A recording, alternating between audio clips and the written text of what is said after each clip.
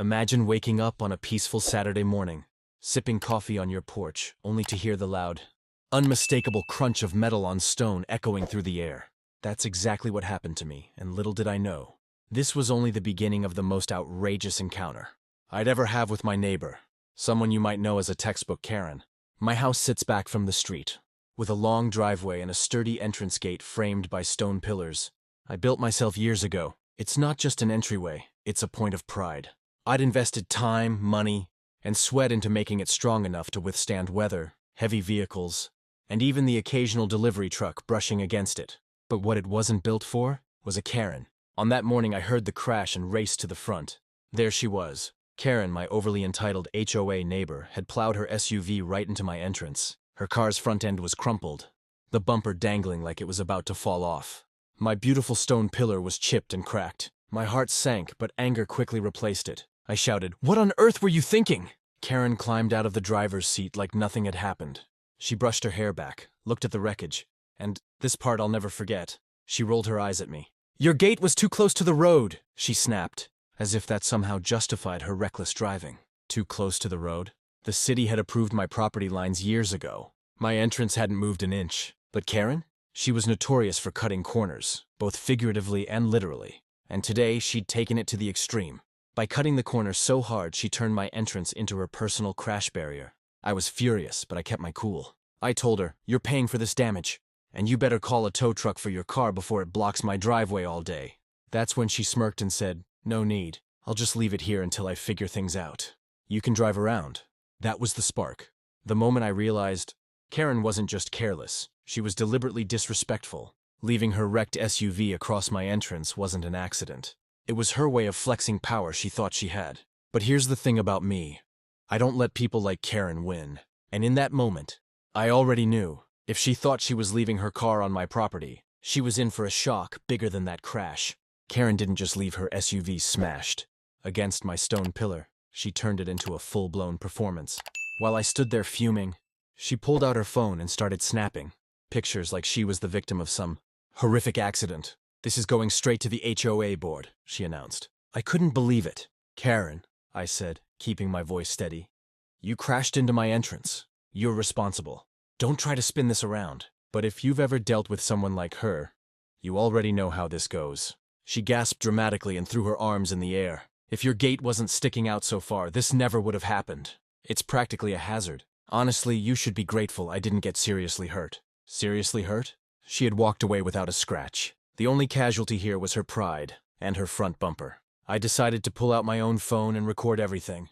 If she wanted to play the victim, fine. But I wasn't about to let her rewrite reality. As I filmed the wreckage, Karen kept up her act. She called the HOA president, loudly explaining how my illegally placed entrance had caused her terrifying collision. She even claimed I'd ignored her. Previous warnings about it? That was laughable. Nobody had ever said a word about my gate in the 10 years. I'd lived there. Then she really crossed the line. She jabbed her finger toward my house and said, "If you don't remove that gate, I'll have the HOA fine you until you do. And I'll leave my car here until the matter is resolved." That was it. My driveway was blocked, my weekend ruined. And now she was threatening me with fines for something she caused. I tried reasoning one last time. "Karen, call a tow truck. This car is not staying here." Her reply, "Good luck moving it without me. I'll report you for harassment if you touch it." At that moment, I felt two things: rage and determination.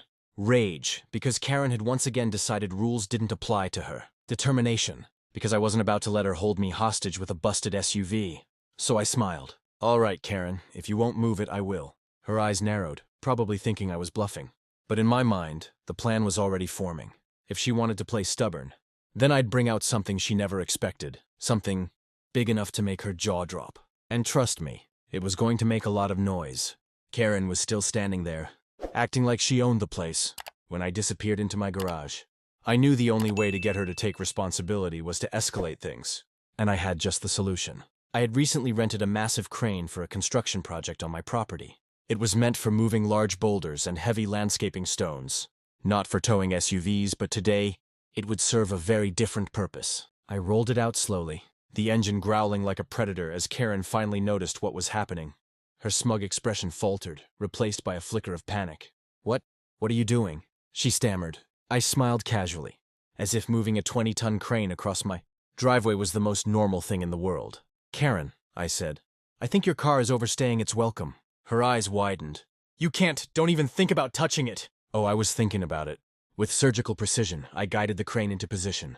Its massive arm extended over her SUV, and I attached the heavy-duty tow hook to the frame. Karen kept shouting, but my camera was rolling. Every incredulous scream, every angry glare, it was all being documented. I engaged the crane slowly, lifting the front wheels of her SUV off the ground. The entire vehicle shuddered, squealing under its own weight. Karen backed away, clutching her phone like a lifeline. "This is harassment! You can't do this!" she yelled, but there was no stopping me now. "Karen," I replied calmly, "this is called consequences." I carefully maneuvered her SUV down the driveway, past the broken gate and stone pillars she had nearly destroyed, and onto a flatbed I had waiting on the side. Every inch was deliberate. I wanted her to see the reality of her actions. Neighbors started peeking over fences, whispering, and some even filming. It was turning into a spectacle, and Karen knew it. She stomped her foot and shouted, but her protests were drowned out by the roar of the crane engine. Finally, I lowered the SUV securely onto the flatbed. Karen was fuming, red-faced, and utterly speechless. She realized that her usual tactics, complaining, whining, exaggerating, were useless against something this dramatic. The look on her face said it all: fear, frustration, and the dawning recognition that she had finally met someone who wouldn't let her get away with reckless behavior. As I stepped back and admired the operation, I couldn't help but smirk. Sometimes words aren't enough. Sometimes you need a little bit of heavy machinery to make a point crystal clear. With Karen's SUV now securely on the flatbed, I expected her to explode, and she did, but not in the way she might have imagined. She stomped around, flailing her arms, calling me every name in the book while trying to pull out her phone to record me. But the sheer spectacle of her lifted SUV had already drawn the attention of several neighbors, all peeking over fences and whispering excitedly. Karen decided her next move would be the HOA. She marched straight toward their office, dialing furiously on her phone and insisting that I had harassed her, blocked her vehicle, and created a dangerous situation. I stayed back, leaning against my crane, sipping coffee like I was watching a movie unfold. Within minutes, a representative from the HOA arrived, clipboard in hand and eyebrows raised. They approached cautiously, clearly aware that this situation had spiraled beyond normal neighborhood disputes. "What happened here?" one asked. Karen launched into her narrative, fast, loud, and full of exaggerations. "He lifted my car with a crane. He's harassing me. I demand fines and penalties." The HOA rep turned to me and calmly asked, "And your side of the story?" I explained it step by step, keeping my tone factual. She had crashed into my entrance, refused to move her car, threatened fines from my gate, and left her vehicle blocking my property. I even showed them the footage I had recorded, including Karen's own dramatic complaints and false claims. The HOA rep's expression shifted as they reviewed the evidence. What was clear to anyone looking at it was this: Karen had caused the damage, refused to take responsibility, and was now attempting to manipulate the situation for her benefit. After a tense moment, the rep sighed and said, "It looks like you acted within your rights. She's the one at fault." Karen's face fell. The color drained from her cheeks as she realized that not only had her plans failed, but she had also made herself look utterly ridiculous in front of the neighborhood and the HOA. I finally spoke, just loud enough for her to hear. "Karen, accidents happen, but leaving your vehicle on my property and threatening me? That's unacceptable. Now your car is safe, and you can sort out the insurance." She sputtered, "This isn't over." But even she knew her threats carried no weight anymore. The HOA rep confirmed I was not liable for any of the damages to her car, and they recommended she arrange her own towing and repairs. As she stormed off, muttering under her breath, the neighbors applauded quietly, some even coming over to compliment me on handling the situation without losing my cool. In that moment, I felt a rush of vindication. Not just because I'd reclaimed my property, but because Karen's antics had finally been met with consequences. She couldn't spin or evade. After the HOA situation settled, Karen still lingered, pacing near her car, muttering about fines, lawyers, and this isn't over. But by now, most of the neighbors had returned to their routines, some sneaking glances and chuckles as they watched the aftermath of her dramatic crash. I took a moment to survey my driveway. The entrance was still standing, though slightly scarred from her SUV, and my crane sat idle like a monument to the morning's events. The heavy machinery had done its job, not just physically, but psychologically. Karen was finally forced to confront the reality that her usual tactics, intimidation, whining, exaggeration, Wouldn't work here. She huffed and muttered about insurance, clearly realizing she would have to pay for her own damages. The SUV, battered but intact thanks to careful crane work, was ready to be transported to the repair shop. I gave her clear instructions. Call a tow, sort your repairs, and stay off my property. No negotiations, no excuses. Her eyes narrowed. You think this proves something? She snapped. I smiled. It proves that actions have consequences. Karen, you can't just plow into someone's property and walk away unscathed. That's the lesson here. She opened her mouth, probably to argue further, but the sight of neighbors quietly observing, some waving and giving thumbs up, seemed to drain her energy. Even she realized that any further theatrics would only make her look worse. Finally, she muttered something, unintelligible, and trudged toward her.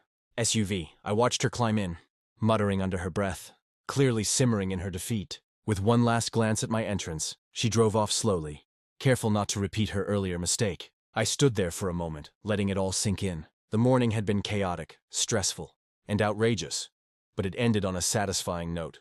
My property was safe, the gate still stood, and Karen had received a vivid, unforgettable reminder that reckless entitlement has limits. Later, neighbors stopped by, some laughing, others shaking their heads at the audacity of the morning's events. I shared a few photos and videos, careful to respect privacy, but still letting the story speak for itself. Word traveled quickly. By evening, the tale of Karen crashing into my entrance and me lifting her car with a massive crane was the talk of the neighborhood. And that's the thing about situations like this. Sometimes, people need a very clear, very dramatic demonstration of accountability. Words alone don't always do the trick. A little creativity, calm determination, and yes, a massive crane can be the ultimate equalizer. As the sun set, I stood by my repaired entrance, feeling a mix of relief and vindication. Karen's lesson had been learned the hard way, and my property and peace of mind remained intact. The moral of the story? Don't mess with someone who's prepared to defend their property, and never underestimate the power of a well-executed plan.